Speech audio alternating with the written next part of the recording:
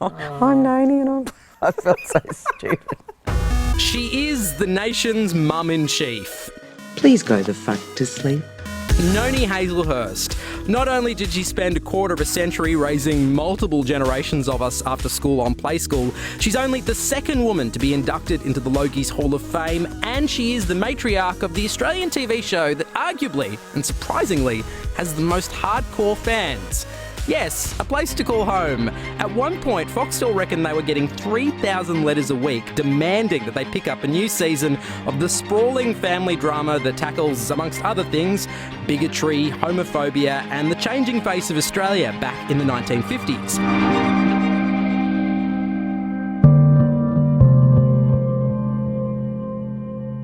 How did Play School change you?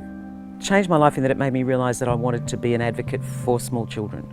The small children unlock something in us if we are exposed to them. And it was interesting, you know, when that poor little child, the photos of that poor little child drowned in Turkey, beamed around the world. It was only because it became real and because that child was in Western clothes and looked like one of our kids. All of a sudden the government was under such pressure, we will take a few Syrians.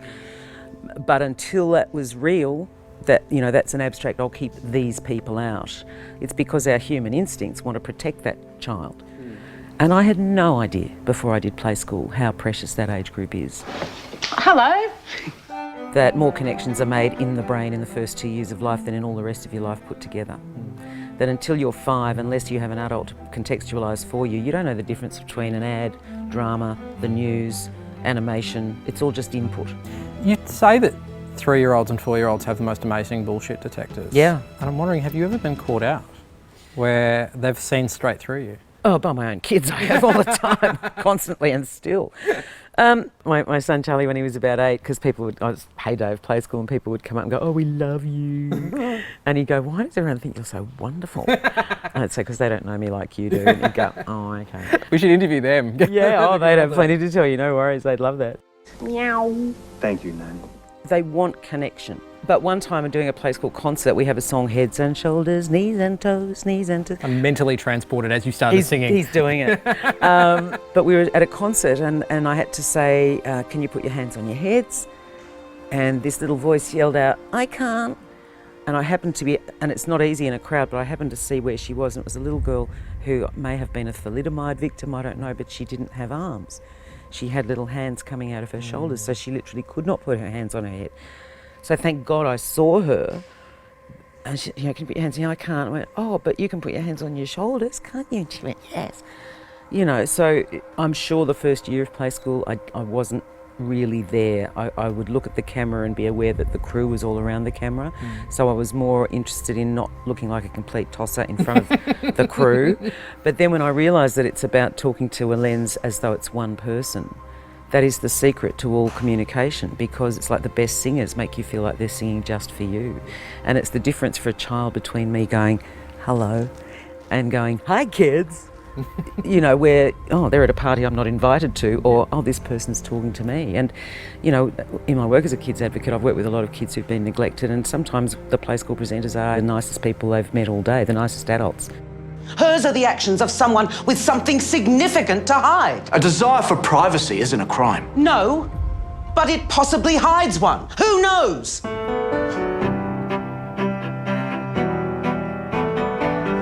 And I often sort of say, you know, you get the shoes on and the character's there. You know, there's just those little things. But certainly in this house, you know, there's a lot of evidence of hunting and shooting and fishing. Yes, they had to find another dodo. Christ, they get terrified. Don't even ask. For people that have watched A Place to Call Home, they know it's about a lot of things. It's about sexuality, it's about Australia, it's about women. And it's also about a very specific time in Australia's history, the 1950s, where it was going through a lot of change. And I was wondering, do you think we've come far enough? The sort of issues that we're talking about in the show, do you think we've come far enough? Well, clearly not. I mean, bigotry and intolerance are two of the central themes, and you know, equality primarily, and clearly no, we're still fighting for those things and we're still fighting against some of those things. So, you know, unlike many people, I don't believe that Australians are allowed to be bigots. But I think what's interesting about it from the 1950s perspective is that it forces people who think they might have enlightened attitudes now to look and see the consequences of having bigoted attitudes. This is a surprise.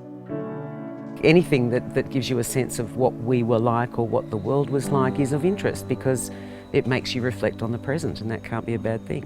Famously, people talk about your ability to cry on cue. I'm not going to ask you to do it, but I did want to know, when did you first realise that you had the capacity to do it?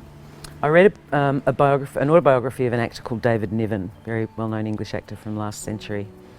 And he described working with a child actress in Hollywood who was about 7, I think it was Margaret, somebody or other.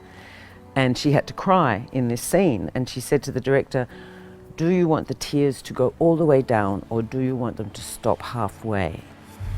And indeed this child could do that, and I thought, well, if a 5-year-old child can do that, I'm not going to be beaten. So you have to be able to find things in your own life that would justify you feeling like this, so that you can say, yes, well actually I can understand that. And I do remember once being in a production of Hamlet that was so appalling. I actually cried because I think it was Shakespeare's 300th anniversary of his death or something, and I was playing Ophelia, and I thought, oh my God, this is just so terrible. He'd turn in his grave. So, yeah.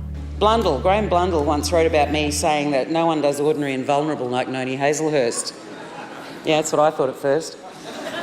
But then I thought, it's okay, because in fact we're all vulnerable and we're all ordinary. Although a lot of our energy is spent trying to prove the opposite. I love thinking that people feel they can come up to me and just talk to me, which is not always the case with actors, you know. Sometimes, and I would be if I sort of met Robert De Niro or something, I'd be, but I somehow don't think that's true. Oh, well, Just I'd wait till I don't reckon that's first. true. I did a film called Truth. Robert Redford was in it, and I was playing Stacey Keach's wife. We were all playing Americans, and Redford is playing Dan Rather, the CBS News 60 Minutes anchor of the time.